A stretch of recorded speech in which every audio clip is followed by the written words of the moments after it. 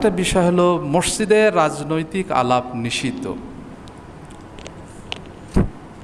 আমরা এই বিষয়টা তো জানি, মসজিদে রাজনৈতিক আলাপ নিষিদ্ধ। কি বলেন? এটা সবাই জানি না? সবাই বলে থাকি যে মসজিদে রাজনৈতিক আলাপ নিষিদ্ধ। ভুল হচ্ছে আমার? একথা বলা হয় না? তো মসজিদে রাজনৈতিক আলাপ নিষিদ্ধ, তার মানে রাজনীতিক বা রাজনীতি এটা এতই খারাপ? মসজিদে তো খারাপ কোনো কাজ হয় না, হয় নাকি? মারামারি, হুড়োহুড়ি, অন্যায়, নির্যাতন, এগুলো মসজিদে হয়?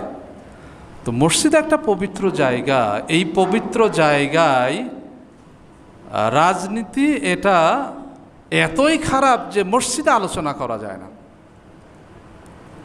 কি এরকম বিষয়? তো বলা হচ্ছে যে মসজিদে রাজনৈতিক আলাপ নিষিদ্ধ।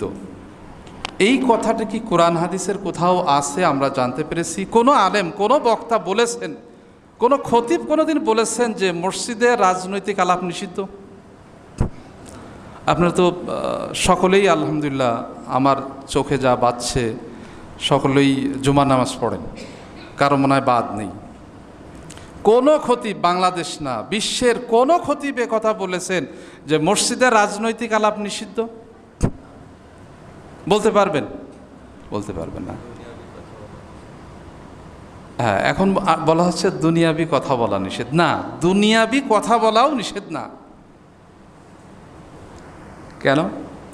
মসজিদ তো একটা রাজধানী, মসজিদ তো একটা সংসদ ভবন, মসজিদ তো একটা আলোচনার জায়গা। এখানে দুনিয়াবি কথা তো হবেই, কেন হবে না?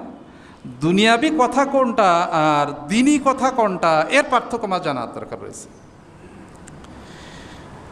কোরআন হাদিসে এসেছে অহেতুক কথা বলা যাবে না। যারা মুমিন তারা অহেতুক কথাবার্তা থেকে বিরত থাকে।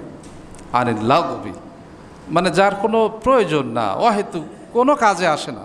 গালিগালাজ পড়া, গল্প গুজব করা, অশ্লীল কথাবার্তা বলা, এগুলো কোনো কাজেই আসে না। তো এই কথাগুলো মসজিদেও বলা যায় না, মসজিদের বাইরেও বলা যায় না। অহেতুক কথাবার্তা, অশ্লীল কথাবার্তা, এগুলো মসজিদেও বলা যাবে না, মসজিদের বাইরেও বলা যাবে না।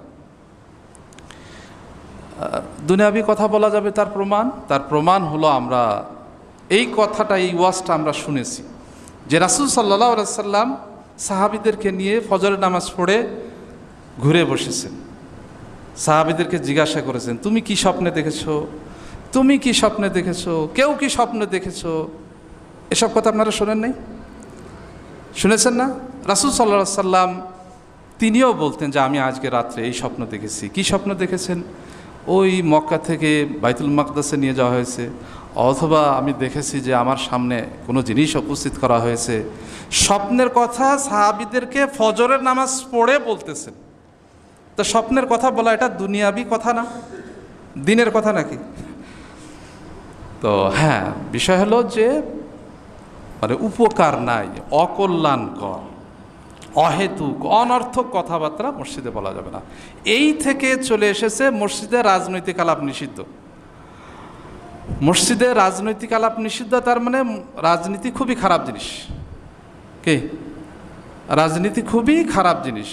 আমরা যা দেখি যে রাজনীতিতে যে কথাগুলো বলা হয়, যে মতামতগুলো দেওয়া হয়, যে ধারাগুলো আছে, সেই ধারাতে রাজনীতি কি কখনো চুরি করাকে অনুমোদন দেয়? রাজনীতি কি কখনো একজনকে হত্যা করতে নির্দেশ করে? রাজনীতি কি কখনো ডাকাতি করার অনুমতি দেয়, ছিনতাই করার অনুমতি দেয়? রাজনীতি কি কখনো একজনের জমি দখল করে জোরপূর্বক নেবে, এটা অনুমোদন দেয়? দেয় না। তাহলে রাজনীতিক আলোচনা কেন করা যাবে না? রাজনীতি কি কখনো অনুমতি দেয় যে শুধু শুধু আপনাকে চড় থাপ্পড় মারবে, শুধু শুধু আপনাকে মিথ্যা মামলা দিয়ে জেলে ভরাবে? এটা রাজনীতি বলে? রাজনীতিতে বলে? সংসদ ভবনে বা সংসদীয় আইনে কি আছে এগুলো? নেই। তো ইসলামও তো এই কথাগুলোই বলে, চুরি করা যাবে না। ইসলাম তো সে কথাই বলে। ইসলাম তো এ কথাও বলে যে একজনকে অত্যাচার করা যাবে না, জুলুম করা যাবে না। কি বলেন? ইসলাম বলে না? বলে। মিথ্যা কথা বলা যাবে না, এটা বলে। মিথ্যা সাক্ষ্য দেওয়া যাবে না, এটা বলে। রাজনীতিতেও বলে, গণতন্ত্রেও বলে, বলে না? মিথ্যা সাক্ষ্য দেওয়া যাবে না। মিথ্যা সাক্ষ্য দিলে তার প্রমাণিত হলে তার শাস্তি আছে না?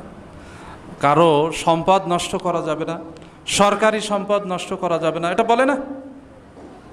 যদি তাই না বলতো তাহলে 200 কোটি টাকা মেরে নিয়ে গেছেন, লাপাত্তা করে ফেলেছেন, 400 কোটি টাকা লাপাত্তা করেছেন, শত শত হাজার হাজার কোটি টাকা দেশ থেকে পাচার করেছেন, এত অনুমোদন দিয়ে দিত।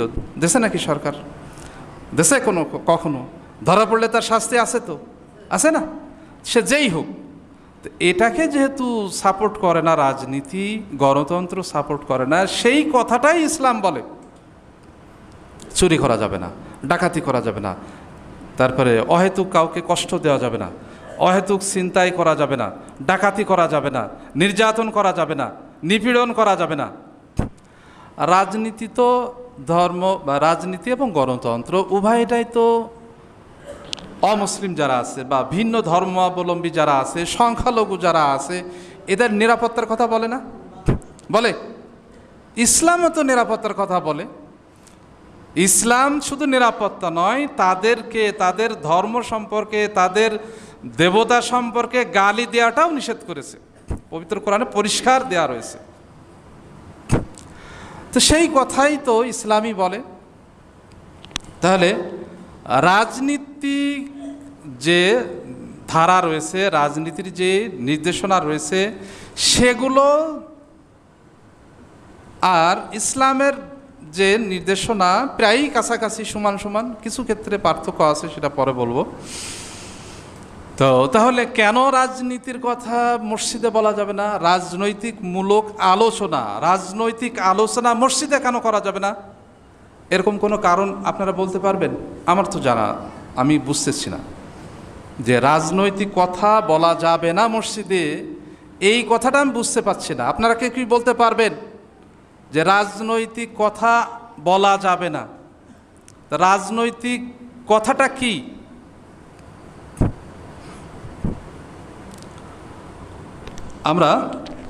তাহলে আমরা মসজিদে কি আলোচনা করব? বুঝলাম রাজনৈতিক আলোচনা করা যাবে না, তাহলে মসজিদে কি আলোচনা করব? মসজিদে জুমার ব্যবস্থা যে করা হয়েছে, এই জুমার ব্যবস্থার ফজিলত সম্পর্কে আমরা তো জানি।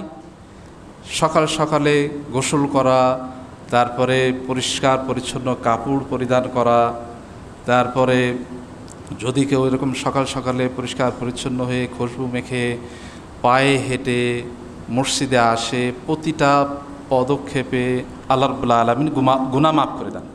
প্রতিটা পদক্ষেপে তাকে সওয়াব দান করেন।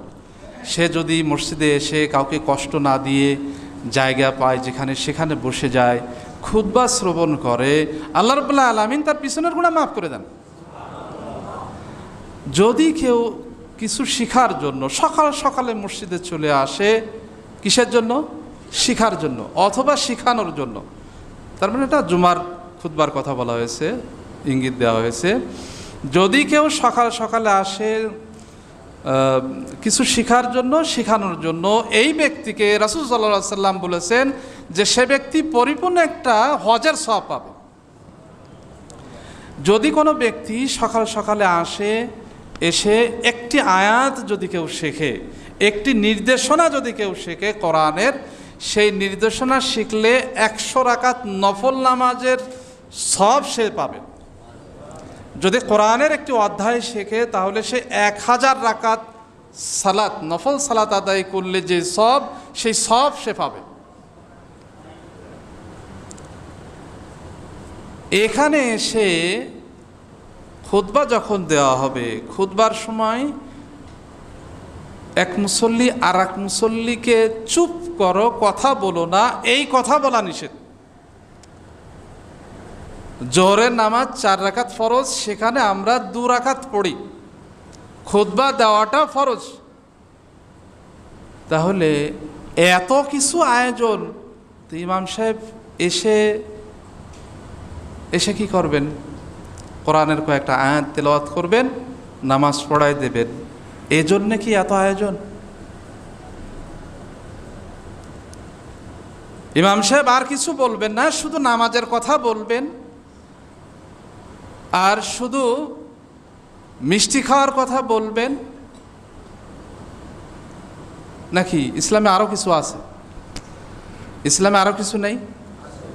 বরং রাজনীতিতে সংসদের যে ধারাগুলো আছে সে ধারাগুলো তো আছেই, এছাড়াও আরো অতিরিক্ত রয়েছে এবং দুনিয়া আখিরাতের উভয়টাই রয়েছে।